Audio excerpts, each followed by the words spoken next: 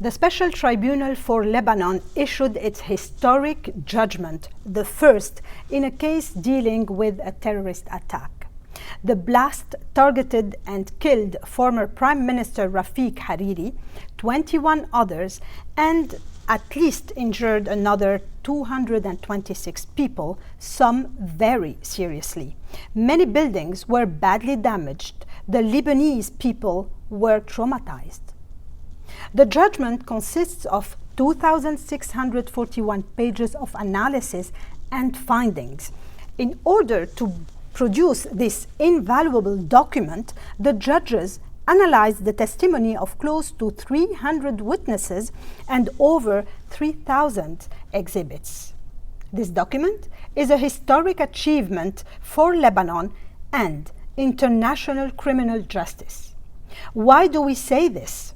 First of all, this judgment established many very important facts, and these facts were established in accordance with a very high standard, beyond a reasonable doubt.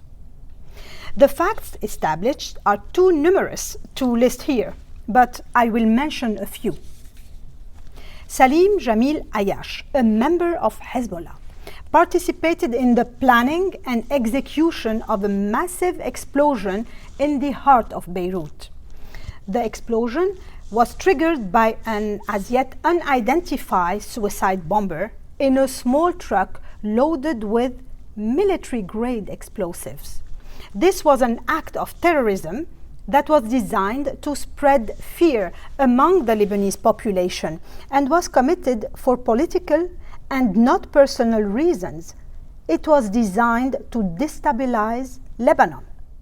Mr. Ayyash did not act alone. The trial chamber found that there were more than 20 individuals using 4 different mobile phone networks, referred to as red, blue, green, and yellow, and that these networks were interconnected, coordinated with each other, and covert at the relevant times. The 6 core red network mobile users were responsible for Mr. Hariri's murder. Mr. Ayyash was the user of a phone in each of the networks, and the green network also included Mr. Mustafa Badreddin, a senior Hezbollah operative, now deceased. The judges also determined that the attack on Mr. Hariri was carefully planned and implemented. It did not occur in a political or historical vacuum, and Syria and Hezbollah may have had the motives to eliminate Mr. Hariri and some of his political allies. Moreover, the judges found that the date when the conspirators decided to proceed with the attack coincided with 2 important events in early February 2005. The first, a visit to his home by the Syrian Deputy Foreign Minister, and the following day, a 3rd meeting of the anti-Syrian opposition in Beirut, which called for the total withdrawal of Syrian forces from Lebanon.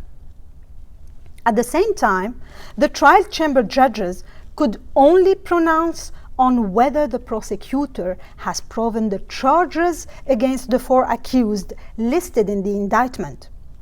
This they did, finding that the guilt of Mr. Ayyash has been proven beyond a reasonable doubt, while the guilt of Mr. Merai, Mr. Onaisi, and Mr. Sabra has not. This brings me to the second point. The judgment demonstrates that an independent, impartial, thorough, and transparent judicial process is possible and necessary. Where the judges received sufficient evidence, they convicted, and where they did not, they acquitted. The case was incredibly complex. The investigators closely examined the circumstances on the use of mobile phones in an attempt to find their users.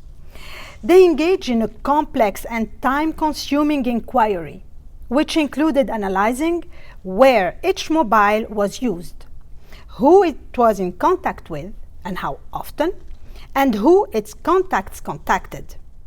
On receiving the evidence, the judges analyzed the data of thousands of calls to verify whether alleged patterns indeed emerged. The task was enormous and it took a long time, but it has been completed to the highest international standards. Finally, and most importantly, by establishing these important facts, this judgment provides justice to the victims. Participating victims provided direct evidence of the terrible consequences of the attack. The judges could not order reparations, but they identified the victims so as to assist them in claiming compensation before a competent body. The judges also reminded the Lebanese government of the UN Declaration of Basic Principles of Justice for Victims and of the need for just compensation for the victims of crimes.